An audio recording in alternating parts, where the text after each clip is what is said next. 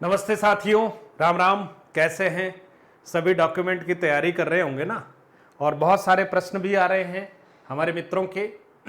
तो कोशिश करता हूं कुछ चुनिंदा प्रश्नों के ऊपर मैं आपको रीट लेवल 1 और 2 के लिए जिनका जिला आवंटन हो चुका है उनको आगे की किस प्रोसेस में किस तरह से आगे बढ़ना है उस पर हम चर्चा करने वाले हैं। तो मित्रों देखिएगा, इस वीडियो में हम देखने वाले हैं चिकित्सा प्रमाण पत्र कब बनवाएं, कहां से बनवाएं, दोनों बातें। पुलिस वेरिफिकेशन कब कैसे करवाएं, डॉक्यूमेंट्स के कितने सेट बनवाए जाए, है ना। जिनके मार्क्स अधिक पर रोल नंबर नहीं छपे क्या करें। ऐसे भी बहुत सारे कैंडिडेट्स हैं जिनके मैसेज आ रहे हैं, सर हमारे तो कट ऑफ से अधिक मार्क्स हैं लेकिन न तो प्रोविजनल लिस्ट में हमारा नाम है और न ही हमारा सिलेक्शन वाले में रोल नंबर है, तो हमें क्या करना चाहिए। तो इन सारी जानकारियों के ऊपर हम चर्चा करने वाले हैं। तो सबसे पहला बिंदु हमारा जो होगा मित्रों वो होगा कि प्रोसेस क्या रहने वाली है। तो सबसे पहले प्रोसेस पर बात करेंगे कि होना क्या है। भाई जिला आवंटन हो गया, अब जिला आवंटन के बाद क्या होने वाला है वो देखिएगा। जिला आवंटन होने के बाद आपको जो जिला मिल चुका है उस जिले के ऊपर आपको थोड़ा सा ध्यान करना है, फोकस करना है कि अब मुझे जैसे आपको जो भी जिला मिल जाए, है ना, उस जिले के ऊपर आपको चर्चा करनी पड़ेगी कि हाँ जिला आवंटन के बाद सबसे पहला काम जो होगा मित्रों वो होगा जिला परिषद का काम होगा। जिला परिषद, संबंधित जिले की जो जिला परिषद है, ठीक है, उसको सारे डॉक्यूमेंट्स भिजवाएगा कौन? निदेशालय प्रारंभिक शिक्षा बीकानेर। आपकी फाइल और सारे डॉक्यूमेंट्स जो है वो जिला परिषद भेजे जाएंगे, संबंधित जिला परिषद को भेजे जाएंगे। ठीक है, जिला परिषद में 2-3 दिन का जो अवसर दिया गया है समय का, जैसे L1 का पूरा शेड्यूल आपको पता ही है। L1 का जो पूरा शेड्यूल है उसमें 14 से 16 तारीख के मध्य में जिला परिषद जो है वो फाइनली जो भी पत्रावली प्राप्त होगी, आपके डॉक्यूमेंट्स वगैरह उन सब की एक बार परीक्षण करेगा। परीक्षण करने के बाद अंतिम सूची तैयार अंतिम सूची तैयार की जाएगी। अंतिम सूची तैयार की जाएगी किसके द्वारा? जिला परिषद के द्वारा अंतिम सूची तैयार की जाएगी। ठीक है, अंतिम सूची तैयार करके ये जो सूची है वो आप देखिएगा संबंधित मुख्य कार्यकारी अधिकारी जिला परिषद द्वारा पात्र अभ्यर्थियों की जो सूची है वो अंतिम सूची तैयार करवा दी गई। उसके बाद ये जो अंतिम सूची है, अंतिम सूची डीईओ एलिमेंट्री को, प्रारंभिक जिला शिक्षा अधिकारी को दी जाएगी दस्तावेज सहित। ठीक है, ये सूची जो है डीओ एलिमेंट्री को दी जाएगी, आप समझिए। ठीक है, डीओ एलिमेंट्री का काम क्या है? डीओ एलिमेंट्री जो है, अब वो दस्तावेज सीओ के पास ही रहे, जिला परिषद के पास, तब भी कोई बात नहीं, लिस्ट जो है वहां दे दी जाती है। ये जो डीओ एलिमेंट्री है वो शाला दर्पण से रिक्त पदों की सूची, शाला दर्पण से रिक्त पदों की सूची जो है वो तैयार करेगा। ठीक है, सूची तैयार करने के बाद वो सूची जो है वो सभी ग्रुप्स में शेयर की जाएगी। ठीक है, शाला दर्पण पर रिक्त पदों की सूची तैयार करके सूची जो है वो जारी कर दी जाएगी। L1 का जो शेड्यूल है उसके अनुसार ये जो तारीख है सूची वाली कि रिक्त पदों को प्रकाशन किया जाना है, ये 19/9/2023 को ये काम किया जाएगा और 20 से 22 तक आपकी काउंसलिंग है। उसके बाद आपकी क्या की जाएगी? काउंसलिंग करवाई जाएगी। ठीक है, और L1 के लिए जो शेड्यूल है वो 20 से 22 सितंबर, समझ गए, आपको काउंसलिंग करवाई जाएगी। यानी आपको ये इंफॉर्मेशन दी जाएगी कि आपको उक्त स्थान पर आना है और शेड्यूल वाइज जो भी आपको दिनांक दी जाएगी इन तीनों दिनांकों में से उसमें आपको उपस्थित रहना है। और वो जो सूची रिक्त पदों की जारी की गई थी, है ना, डीओ एलिमेंट्री द्वारा, वो सूची आपके पास हो, उसमें आप पहले से एक्सरसाइज कर लें कौन सा विद्यालय, हम अगर मेरा नंबर आया तो मैं कौन से विद्यालय को प्राथमिकता दे सकता हूँ। हो सकता है आपने जो प्राथमिकता में विद्यालय लिए हों वो हाथ से निकल जाएं सारे के सारे, तो अगले जो विद्यालय खाली रहेंगे वहाँ हमें पोस्टिंग मिलेगी, है ना। तो हमें क्रम से एक सूची बना लेनी चाहिए ताकि उस समय ज़्यादा हड़बड़ाहट नहीं हो और हम अच्छे से करेंगे। काउंसलिंग का मतलब यही है कि आपको वहाँ उपस्थित होना है, आपके सामने रिक्त पदों की एक सूची होगी, आपसे कहा जाएगा इन विद्यालयों में से आप कौन सा विद्यालय प्राथमिकता से चयन करना चाहते हैं। जैसे आपने कहा कि मैं राजकीय प्राथमिक विद्यालय XYZ इसको जो है ज्वाइन करना चाहता हूँ, आपके लिए वो ऑप्शन लॉक कर दिया जाएगा।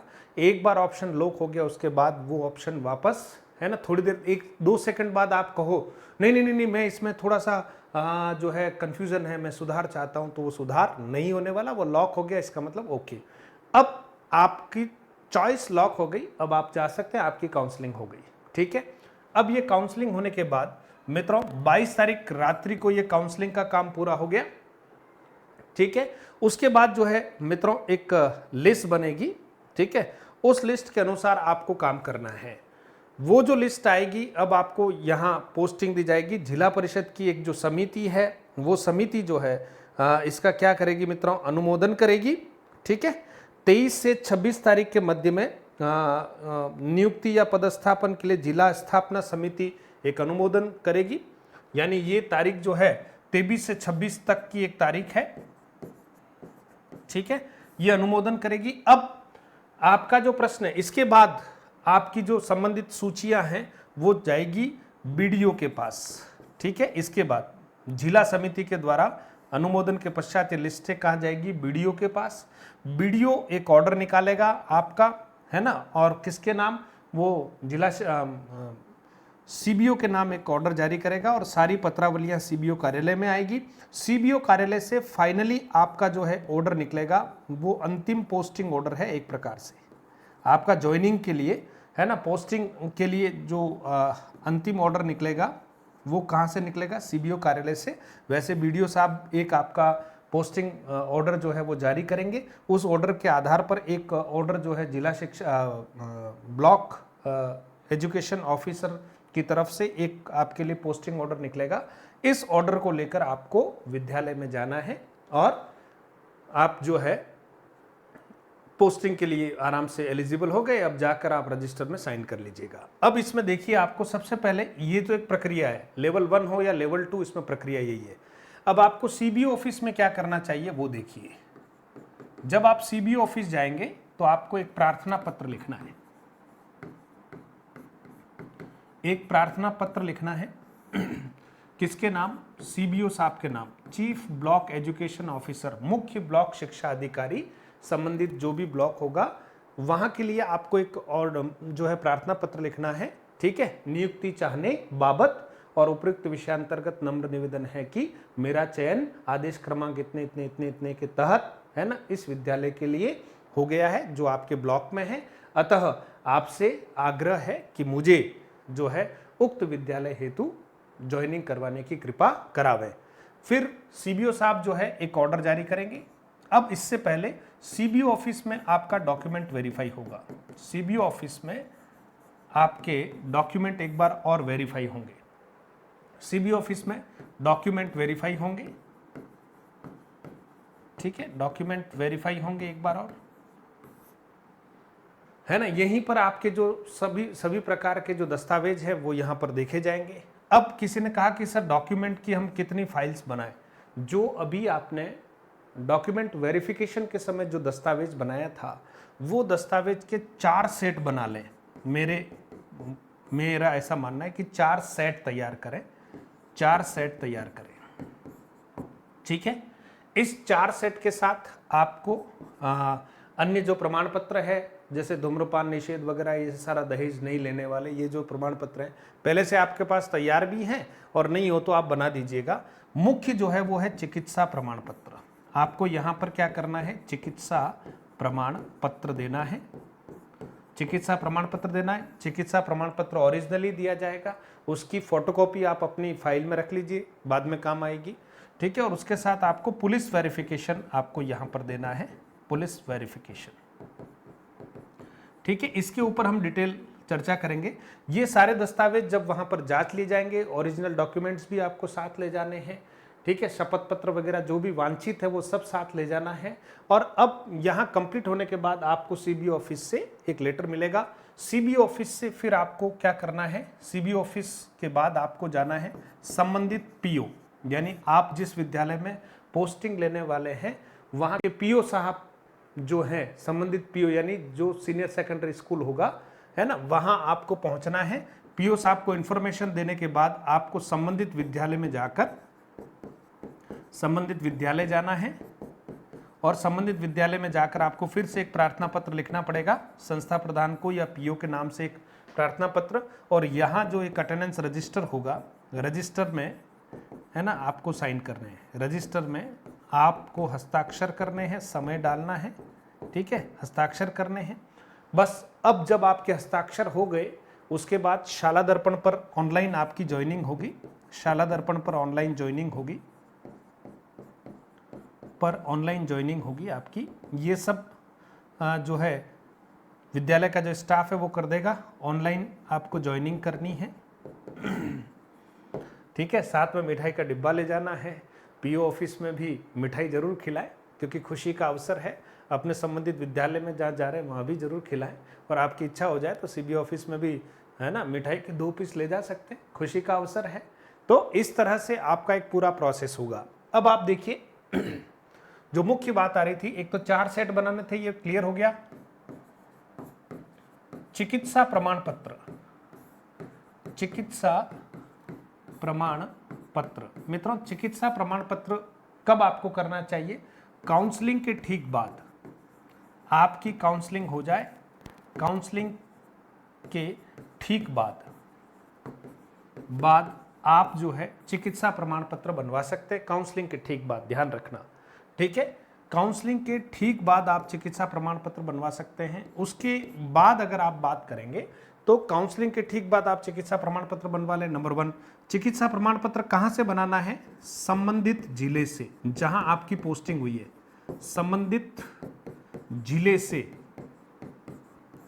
संबंधित जिले से का मतलब, जैसे आप जयपुर के रहने वाले हैं लेकिन आपको जो जिला आवंटित हुआ वो अजमेर हुआ है, तो अब आप अजमेर जिले से, आप बात को समझे, यहाँ उदाहरण लिख रहा हूं, बात को पूरी सुने, ठीक है। अब आपको भले ही आप जयपुर जिले के हैं लेकिन आपको अजमेर जिले में जाकर ही ये प्रमाण पत्र बनवा लेना चाहिए। यानी जैसे ही आपकी काउंसलिंग हो जाए उसके 1-2 दिन बाद आप संबंधित जिले के लिए निकल जाइए ताकि आपका ये डॉक्यूमेंट वहां तैयार हो जाए। और कहां से? संबंधित जिले से। ध्यान रखना, संबंधित जिले का अर्थ है आवंटित जिला। आवंटित जिले से, आप जहां रह रहे हैं वहां से नहीं, आवंटित जिले से ही आपको ये चिकित्सा प्रमाण पत्र बनवा लेना चाहिए ताकि कोई दिक्कत नहीं आए। चिकित्सा प्रमाण पत्र की कहते हैं कि 7 दिन वैलिडिटी होती है, तो वो 7 दिन में तो सारा प्रोसेस आपका हो ही जाएगा, कोई दिक्कत नहीं है। ये आपको जिला अस्पताल से बनाना चाहिए, जिला अस्पताल से बनाना चाहिए, ठीक है। या सैटेलाइट जो हॉस्पिटल होते हैं बड़े, सैटेलाइट हॉस्पिटल से, राजकीय, ध्यान रखना, सैटेलाइट हॉस्पिटल से आपको इसका ये आपको बनाना चाहिए हॉस्पिटल।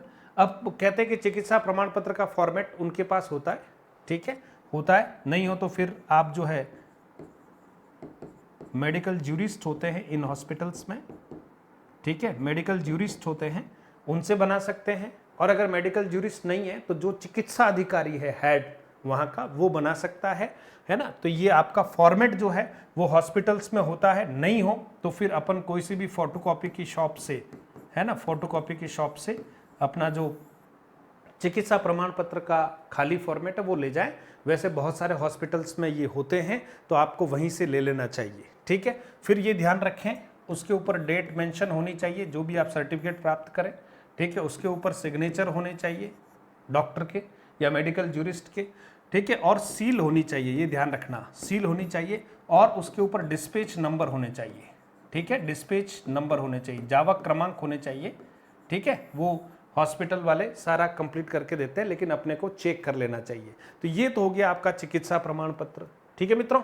चिकित्सा प्रमाण पत्र के बाद आप बारी आती है पुलिस वेरिफिकेशन की। पुलिस वेरिफिकेशन की, आपने अगर पुलिस वेरिफिकेशन करा रखा है तो पुलिस वेरिफिकेशन की वैलिडिटी 6 मंथ्स है, ध्यान देना, ठीक है। आपने पहले करा रखा है तो वो भी चल जाएगा, अगर 6 महीने नहीं हुए तो वो चल जाएगा, ठीक है।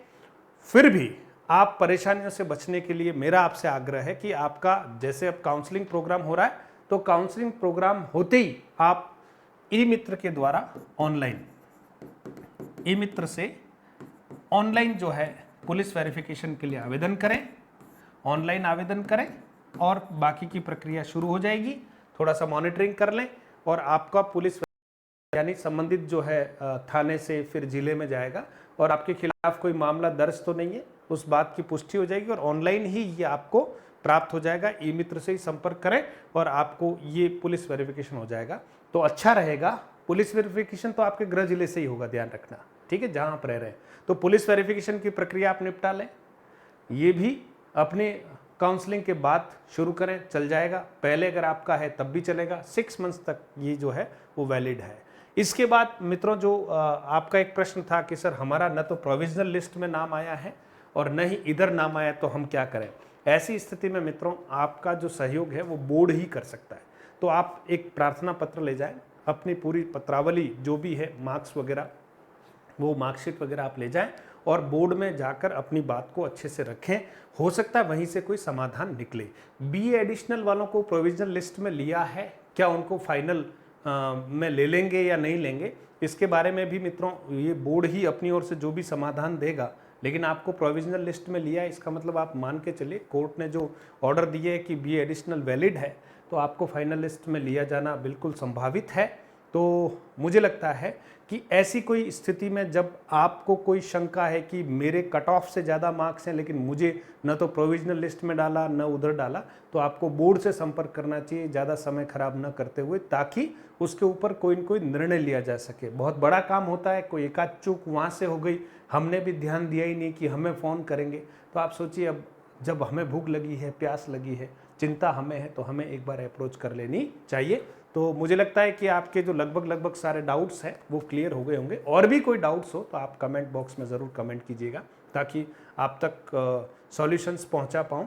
और प्लीज़ आप फ़ोन ना करें, आप कमेंट्स कर दीजिएगा या फिर आप मुझे व्हाट्सएप कर दीजिएगा। आप सबके पास मेरे नंबर हैं, नहीं तो एक बार पुनः मैं लिख रहा हूँ, 800000988931 पर व्हाट्सएप कीजिए या 9414248843 पर आप व्हाट्सएप कीजिएगा। टेलीग्राम वगैरह से आप जुड़ जाइएगा और हमारा एप्लीकेशन है उससे भी जुड़ जाइएगा। हम आगामी तैयारी करवा रहे हैं और सप्ताह में 2 दिन जो है हम टेस्ट ले रहे हैं निःशुल्क, बिल्कुल।